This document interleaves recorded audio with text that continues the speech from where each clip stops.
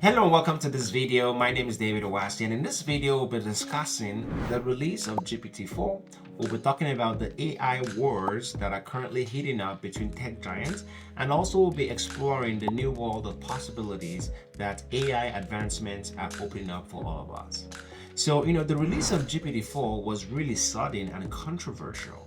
And the researchers stated that they did not endorse the early release of GPT-4. And why is that? Well, we know that leaked audio from the vice president at Microsoft, John Montgomery, suggested that corporate pressure from the chief technology officer, Kevin Scott, and even the CEO, Satya Nadella, played a role in the early release of GPT-4. So if you're not aware, Microsoft actually invested over $10 billion into OpenAI, the parent company of GPT-4, and this definitely has given them influence and a seat at the table of this of shaping the AI technology moving forward, which is a very, very interesting development. So they've gone all in on AI, and Microsoft was definitely influential in the release of GPT-4, even though the researchers thought that it was early. And this accelerated launch raises some concerns about the potential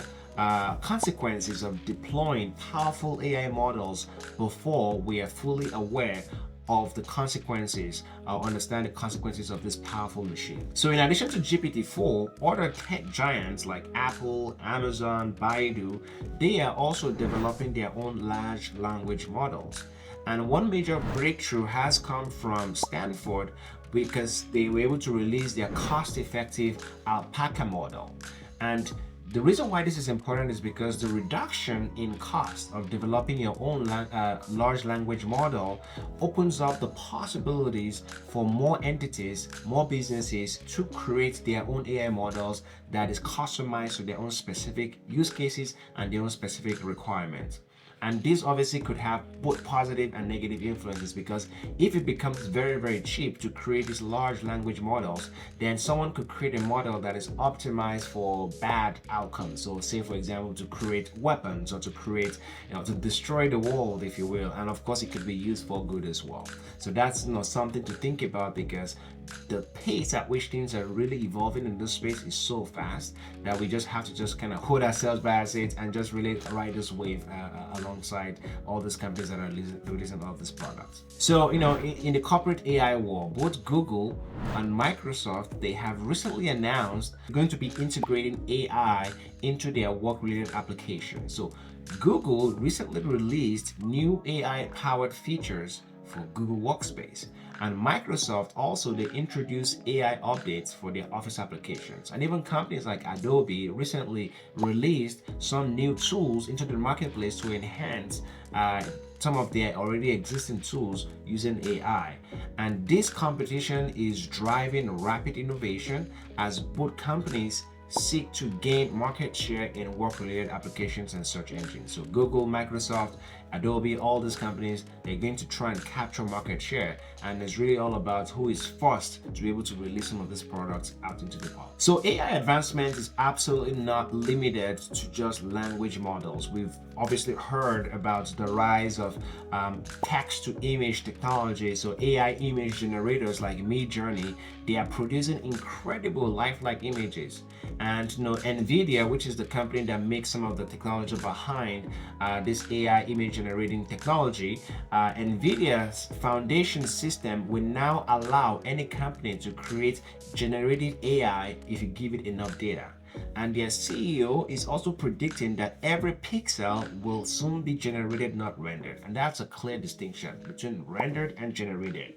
Rendered means you are improving upon something that is already in existence, whereas generated from scratch means that you are creating something that doesn't exist from before. You're creating it newly. So that is obviously something extremely new and a new game-changing technology. So you can go into Midjourney and say, create a picture of a cat living on the moon, and it will create something like that, which obviously is very new because there's no cat on the moon.